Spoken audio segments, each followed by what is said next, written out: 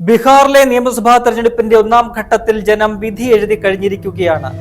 ചരിത്രത്തിലെ ഏറ്റവും ഉയർന്ന ഒരു പോളിംഗ് ശതമാനമാണ് ഇന്നലെ ബീഹാറിലെ ജനം ഒന്നാം ഘട്ടത്തിൽ കുറിച്ചത്. ഈ ഉയർന്ന പോളിംഗ് ബീഹാറിലെ ജനവിധി സംബന്ധിച്ച ചില സൂചനകൾ നൽകുന്നുണ്ടോ? ആ സൂചനകൾ ആർക്ക് അനുകൂലമായിട്ട് മാറാനാണ് സാധ്യത? കണക്കുകൾ പരിശോധിച്ചാൽ, നമുക്ക് ബീഹാറിന്റെ ചരിത്രം പരിശോധിച്ചാൽ പല കാര്യങ്ങളും വ്യക്തമാകുന്നുണ്ട്. ഇന്നലെ ഒന്നാം ഘട്ടത്തിൽ 121 മണ്ഡലങ്ങളാണ് വിധി എഴുതിയത്. അവിടെ 64.66% പോളിംഗ് രേഖപ്പെടുത്തി. മുൻ വർഷങ്ങളിലെ അപേക്ഷിച്ച് നോക്കുകയാണെങ്കിൽ ഇത് വലിയ ഒരു വർധനവാണ് ഉണ്ടായിരിക്കുന്നത്. 2020 നിയമസഭാ തെരഞ്ഞെടുപ്പിന്റെ ഈ പറയുന്ന 121 മണ്ഡലങ്ങളിലെ വോട്ടിംഗ് ശതമാനവുമായിട്ട് തട്ടിച്ചു നോക്കുമ്പോൾ ഏതാണ്ട് 8% വർധനവ് ഇന്നലത്തെ ഒന്നാം ഘട്ടത്തിൽ ഉണ്ടായിരിക്കുകയാണ്. എല്ലാ പാർട്ടികളും മുന്നണികളും ഈ ഉയർന്ന പോളിംഗ് ശതമാനം തങ്ങൾക്ക് അനുകൂലമാകും, അല്ലെങ്കിൽ തങ്ങളുടെ വിജയത്തെയാണത് ചൂണ്ടിക്കാട്ടുന്നത് എന്നാണ് അവകാശപ്പെടുന്നത്. 1951 മുതലുള്ള കണക്കുകൾ പരിശോധിച്ചാൽ 1951 ശേഷമുള്ള ഏറ്റവും ഉയർന്ന പോളിംഗ് ആണ് ഇന്നലത്തെ ഒന്നാം ഘട്ടത്തിൽ ബീഹാറിൽ രേഖപ്പെടുത്തിയിരിക്കുന്നത്. ബീഹാറിന്റെ ചരിത്രത്തിൽ 5%-ലധികം പോളിംഗ് വർദ്ധിച്ചപ്പോഴെല്ലാം തന്നെ അവിടെ ഭരണമാറ്റം ഉണ്ടായിട്ടുണ്ട് എന്നതാണ് ബീഹാറിന്റെ ചരിത്രം. 1952 അവിടെ ആദ്യമായിട്ട് തെരഞ്ഞെടുപ്പ് നടക്കുന്നത്. അങ്ങനെ കോൺഗ്രസ് അന്ന് അധികാരത്തിൽ വന്നു. പിന്നീട് 15 വർഷത്തോളം കോൺഗ്രസിന്റെ ഭരണമായിരുന്നു. 67 തൊട്ടു മുൻപത്തെക്കാളും ഏതാണ്ട് 8% പോളിംഗിൽ ഒരു വർധനവുണ്ടാകുന്നു. അത് കോൺഗ്രസിന്റെ തോൽവിക്കും കാരണമായി. അന്ന് കോൺഗ്രസ് തുടർച്ചയായ 15 വർഷത്തിന് ശേഷം അധികാരത്തിൽ നിന്നും പുറത്തായി. പകരം കോൺഗ്രസ് ഇതര പാർട്ടികളുടെ ഒരു സഖ്യ സർക്കാരാണ് ബീഹാറിൽ രൂപം കൊണ്ടത്. പിന്നീട് 67 കഴിഞ്ഞാൽ 13 വർഷത്തിന് ശേഷം 80 വീണ്ടും അവിടെ പോളിംഗിൽ അത്തരത്തിൽ വലിയ ഒരു കുതിച്ചുചാട്ടം ഉണ്ടാകുന്നത്. ഏതാണ്ട് 8% പോളിംഗ് തൊട്ടു മുൻപത്തെക്കാളും 1980 അവിടെ ഉണ്ടായി. അന്ന് 75 അടിയന്തരാവസ്ഥയ്ക്ക് ശേഷമൊക്കെ തന്നെ ജനതാ പാർട്ടികളുടെ രൂപീകരണവും ഒക്കെ വന്ന ബീഹാറിൽ ജനതാ പാർട്ടികൾ അധികാരത്തിൽ വന്ന ഒരു കാലഘട്ടം കൂടിയായിരുന്നു. 80 തെരഞ്ഞെടുപ്പിലേക്ക് എത്തുമ്പോൾ ഉണ്ടായ 8% വോട്ടിംഗിലെ വർധനവ് അത് വീണ്ടും ഒരു ഭരണമാറ്റത്തിലേക്ക് നയിച്ചു.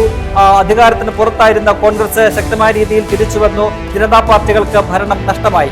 പിന്നീട് ഒരു വലിയ വോട്ടിംഗ് ശതമാനത്തിൽ മാറ്റമുണ്ടാകുന്നത് 90-ലാണ്. 90-ൽ വലിയൊരു മാറ്റമുണ്ടായി. അവിടെയും ആ സമയത്തും അവിടെ ഭരണമാറ്റം സംഭവിക്കുന്നു. കോൺഗ്രസ് വീണ്ടും അധികാരത്തിൽ നിന്നും പുറത്താകുന്നു. അവിടെ ചരിത്രത്തിൽ ആദ്യമായിട്ട് ലാലു പ്രസാദ് യാദവ് അധികാരത്തിലേക്ക് എത്തുന്നു. അവിടെ നിന്നും 15 വർഷത്തോളം ലാലു പ്രസാദ് യാദവിന്റെ ഒരു ഭരണമായിരുന്നു. 2005 പിന്നീട് ഭരണമാറ്റം ഉണ്ടാകുന്നത്. പക്ഷേ 2005 ഭരണമാറ്റത്തിൽ മറ്റൊരു രസകരമായ കാര്യമുണ്ട്. അതും ഈ പറയുന്നത് പോലെ ഈ വോട്ടിംഗ് ശതമാനം ഉയർന്നാൽ അധികാരം മാറും എന്നുള്ളതിന് ഒരു അപവാദമായിട്ട് മാറിയ ഒരു തെരഞ്ഞെടുപ്പായിരുന്നു അത്.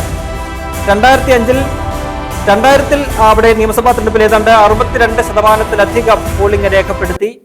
അന്നും ലാലു പ്രസാദ് യാദവാണ് ജയിച്ചത്.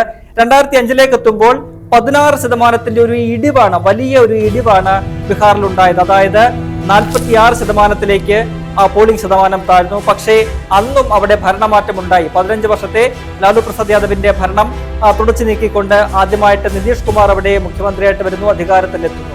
അപ്പോൾ ചരിത്രം പരിശോധിച്ചാൽ ഇത്തരത്തിൽ ഈ ഭരണമാറ്റം ഉണ്ടായപ്പോഴെല്ലാം, അല്ലെങ്കിൽ വോട്ടിംഗ് ശതമാനം കൂടിയപ്പോഴെല്ലാം അവിടെ ഭരണമാറ്റം ഉണ്ടായിട്ടുണ്ട്. അതേസമയം തന്നെ ഭരണമാറ്റം ഉണ്ടായ 2005 കാര്യം നോക്കുമ്പോൾ, കണക്ക് നോക്കുമ്പോൾ അവിടെ വോട്ടിംഗ് ശതമാനം താഴ്ന്നപ്പോഴാണ് ഭരണമാറ്റം ഉണ്ടായത്. അപ്പോൾ അത്തരത്തിലുള്ള ഒരു കൂട്ടിക്കുഴയ്ക്കൽ അവിടെ ഉണ്ട്. എന്തായാലും ബീഹാറിനെ സംബന്ധിച്ച് ഈ കണക്കുകൾ നോക്കുമ്പോൾ വലിയ ഒരു രീതിയിൽ പോളിംഗ് ശതമാനം ഉയർന്നപ്പോഴെല്ലാം തന്നെ ഭരണം മാറിയിട്ടുണ്ട്. സാധാരണ നമ്മൾ അങ്ങനെയാണ് കണക്കാക്കുന്നത്. ഒരു സംസ്ഥാനത്ത് ഒരു വലിയ രീതിയിൽ ഒരു പോളിംഗ് ശതമാനം ഉയർന്നു കഴിഞ്ഞാൽ അതൊരു ഭരണവിരുദ്ധ വികാരമായിട്ടാണ് വിലയിരുത്തപ്പെടുക, രാഷ്ട്രീയമായിട്ട് അങ്ങനെയാണ് വിലയിരുത്തപ്പെടുക. അതങ്ങനെ തന്നെയാണ് നമുക്ക് മനസ്സിലാക്കാൻ സാധിക്കുന്നതും. ബീഹാറിൽ കഴിഞ്ഞ 20 വർഷമായിട്ട് നിതീഷ് കുമാറാണ് മുഖ്യമന്ത്രി. കഴിഞ്ഞ 10 വർഷമായിട്ട് അവിടെ NDA സർക്കാർ അധികാരത്തിലാണ്. ഇടയ്ക്ക് കോൺഗ്രസിനോട് ചേർന്ന് കുറച്ചു കാലം നിതീഷ് കുമാർ ഭരിച്ചു എന്നതൊഴിച്ചാൽ ബാക്കി ഭൂരിഭാഗം കാലയളവിലും NDAക്കൊപ്പമായിരുന്നു നിതീഷ് കുമാർ. അത്തരത്തിലുള്ള ഭരണമാണ് അവിടെ നടന്നത്. അപ്പോൾ ആ ഭരണത്തോടുള്ള വലിയ രീതിയിലുള്ള ഒരു അതൃപ്തി ജനങ്ങൾക്കിടയിൽ ഉണ്ട് എന്ന് വെളിവാക്കുന്നതാണ് ഇന്നലെ ഉണ്ടായ 8% പോളിംഗ് വർധനവ്. BJP അവകാശപ്പെടുന്നത് തങ്ങൾക്ക് അനുകൂലമായിട്ട് അവിടെ ഭരണം തുടരണമെന്നൊരു ആവേശത്തോടു കൂടി ജനങ്ങൾ വോട്ട് രേഖപ്പെടുത്തിയതാണ്. പക്ഷേ അത് എത്രത്തോളം യുക്തിസഹമാണ് എന്ന് നമുക്ക് ചിന്തിക്കേണ്ടിയിരിക്കുന്നു. കാരണം 8% ആളുകൾ വോട്ട് ചെയ്യാതിരിക്കുന്ന 8% ആളുകൾ വന്ന് വോട്ട് ചെയ്തുകൊണ്ട് ഈ സർക്കാർ അധികാരത്തിൽ തുടരണം എന്ന് പറയുന്ന ഒരു സാഹചര്യം ഇന്ത്യൻ രാഷ്ട്രീയത്തിൽ നമ്മൾ മുൻപ് കണ്ടിട്ടില്ല.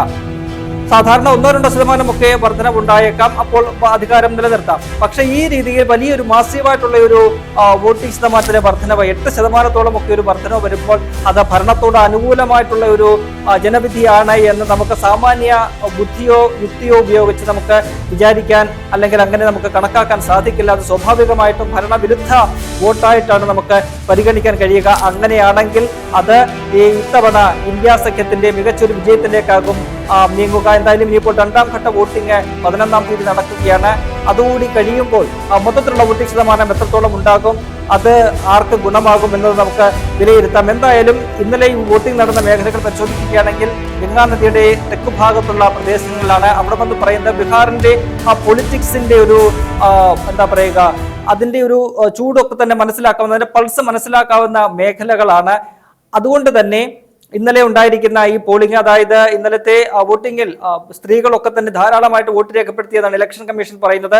ഏതാണ്ട് 3.75 കോടി വോട്ടർമാരിൽ 2.45 കോടി വോട്ടർമാരും ഇന്നലെ വിധി എഴുതിയിട്ടുണ്ട്. അതിൽ യുവാക്കൾ അധികമായിട്ടുണ്ട്. സ്ത്രീകളൊക്കെ തന്നെ വലിയ രീതിയിൽ വന്ന് വോട്ട് ചെയ്തു എന്നാണ് ഇലക്ഷൻ കമ്മീഷൻ പറയുന്നത്. അപ്പോൾ സ്ത്രീകളൊക്കെ ആ ഗ്രാമപ്രദേശങ്ങളിൽ നിന്നുമൊക്കെ അങ്ങനെ അത്തരത്തിൽ വന്ന് വലിയ രീതിയിൽ വോട്ട് ചെയ്യണമെന്നുണ്ടെങ്കിൽ അത് സ്വാഭാവികമായിട്ടും ഒരു സർക്കാർ വിരുദ്ധ തരംഗത്തിന്റെ സൂചന തന്നെയാണ്.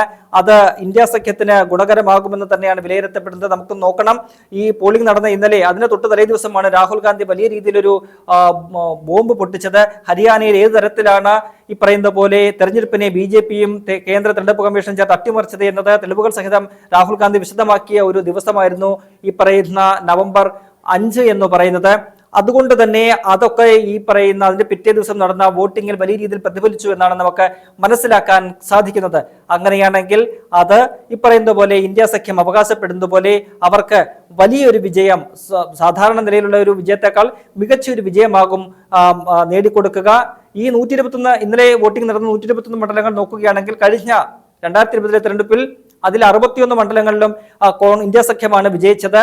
അന്ന് ഇന്ത്യ സഖ്യവും NDA തമ്മിൽ ഒരു നെക്ക് ടു നെക്ക് ഫൈറ്റ് ആയിരുന്നു ഉണ്ടായിരുന്നത്. 61 സീറ്റുകൾ ഇന്ത്യ സഖ്യം ജയിച്ചപ്പോൾ 59 സീറ്റുകൾ NDA സഖ്യത്തിന് നേടാൻ കഴിഞ്ഞു.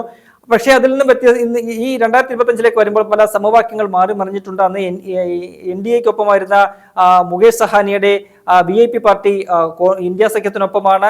മറ്റു പല പാർട്ടികളും കോൺഗ്രസിനൊപ്പം ചേർന്നിട്ടുണ്ട്.